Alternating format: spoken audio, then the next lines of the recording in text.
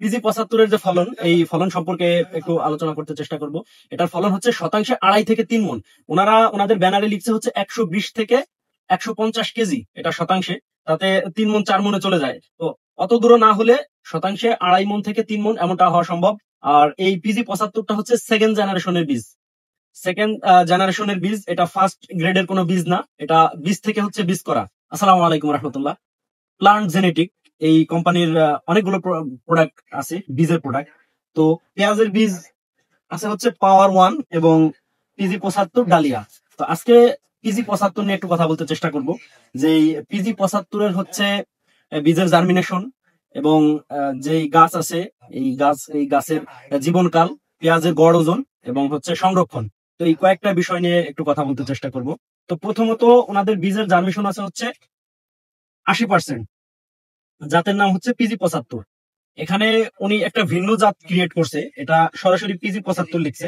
এবং অঙ্কুরোদ্গম ক্ষমতা সর্বনিম্ন 80%, বীজের বিশুদ্ধতা 98% এবং আর্দ্রতা হচ্ছে 7%।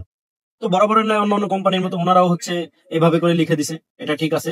তো এখন হচ্ছে যে বীজের জার্মিনেশন, এই বীজের জার্মিনেশন এখানে যে 80% লিখছে, কিন্তু এখানে যে 80% লিখছে দেখে কি 80% হবে বিষয়টা এমন না, এটা সর্বনিম্ন বোঝায়। উপরে হচ্ছে 90, 92, 95 এমন হয়ে থাকে। এই বীজটা পিজি 75টা হচ্ছে সেকেন্ড জেনারেশনের বীজ।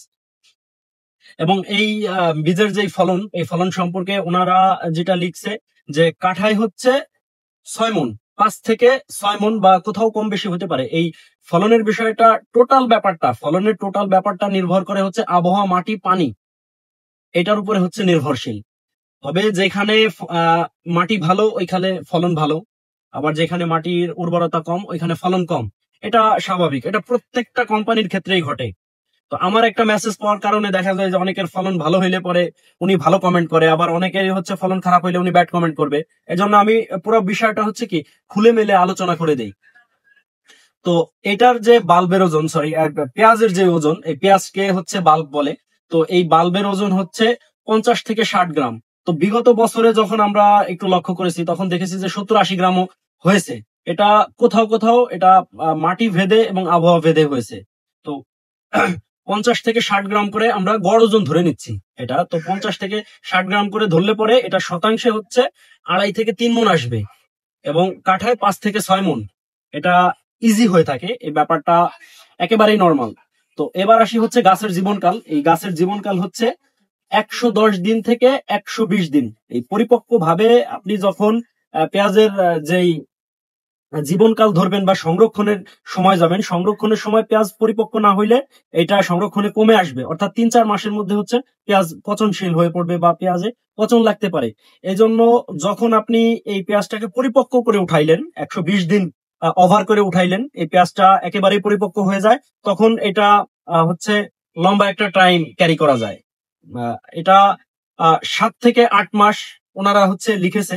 কিন্তু কৃষকের যেই ধারাভাষ্য, এটা ধারাভাষ্য অনুযায়ী ওনাদের যে ব্যানারে লেখা আছে, এই লেখাটা একদম হুবহু মিল আছে, যে 7 থেকে 8 মাস এটা কোনো ঘটনাই না।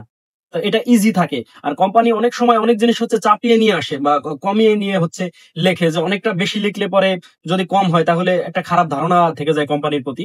তো এই জন্য হচ্ছে কোম্পানি অনেকটা হচ্ছে কমিয়ে নিয়ে আসে, 7 থেকে 8 মাস লিখে দেয়। যদি বেশি থাকে তাহলে এই কোম্পানির প্রতি অনেকটা সুনাম আহ, বহন করে বা সুনাম ফুটে ওঠে। তো এই ব্যাপারটা হচ্ছে কোম্পানির একটা পলিসি বলতে পারেন। তো এখন হচ্ছে যে সংরক্ষণের যে বিষয়টা, আপনি যখন পরিপক্ক করে উঠাবেন সংরক্ষণে দীর্ঘ টাইম থাকবে, আর যখন অপরিপক্ক থেকে যাবে তখন হচ্ছে সংরক্ষণের টাইমটা একটু কমে আসবে। একটু বলতে ভালো কমে আসে। ধরেন যে 3 থেকে 4 মাসের মধ্যে হচ্ছে পেঁয়াজ পচনশীল হয়ে পড়ে। এবং যখন এটাকে পরিপক্ক করে উঠাবেন তখন হচ্ছে 7 থেকে 8 মাস, 9 মাস এই নর্মালি থাকে। তো পেঁয়াজের যে কালার, এই কালারটা তামাটে কালার, একেবারেই চমৎকার একটা কালার। এবং পেঁয়াজের যে গড় ওজনের কথা বলতেছিলাম, তো সব মিলিয়ে অল্প টাকার মধ্যে, যেহেতু সেকেন্ড জেনারেশনের বীজ, অল্প টাকার মধ্যে মোটামুটি অনেকটা ভালো।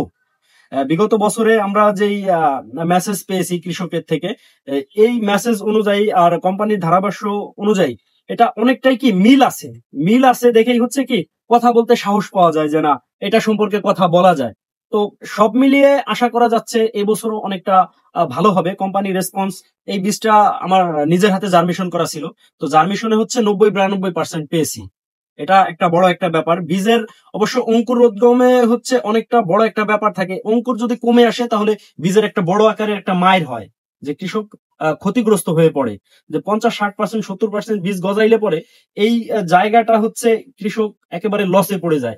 1 কেজি বীজ ধারা আমরা সবসময় চেষ্টা করি 16 থেকে 17 কাঠা জমি হবে, যেহেতু আমাদের ফরিদপুরে 52% বিঘা।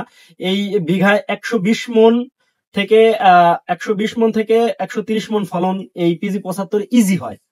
120 যদি 6 মন করে ধরি তাহলে 120 মন, কোথাও কম বেশি হলে পরে গড় হারে যদি ধরি তাও 110 মন হয়। এটা ইজি ব্যাপার, এটা নিয়ে ডাউটের কিছু নাই। তো আমরা যদি 110 মন ধরি তাহলে এটা বুঝতে সুবিধা হয় আমাদের, যে এটা 110 মন 52% বিঘা, এটা কোনো ঘটনা না। তো আমাদের ফরিদপুর অঞ্চলে 52% বিঘা 2.6 এ হচ্ছে কাঠা, এবং 20 কাঠায় হচ্ছে 1 বিঘা। তো ফলনের বিষয়টা, যে বিষয়টা আমি বলতেছিলাম, এক একটা বাল্বের ওজন হচ্ছে 50 থেকে 60 গ্রাম, মানে পেঁয়াজের ওজন 50 থেকে 60 গ্রাম, এবং ফলন হচ্ছে শতাংশে 2.5 থেকে 3 মন, কাঠায় হচ্ছে 5 থেকে 6 মন, এবং বিঘায় বিঘায় হচ্ছে 120 থেকে 130 মন। হ্যাঁ, তবে কোথাও কম বেশি হইতে পারে, যে বিষয়টা আমি পিছনে বলে আসছি। এটা আবহাওয়া, মাটির উর্বরতার উপর হচ্ছে নির্ভর করে। তো আজকের মতো পিজি 75 সম্পর্কে এতটুকুই ছিল।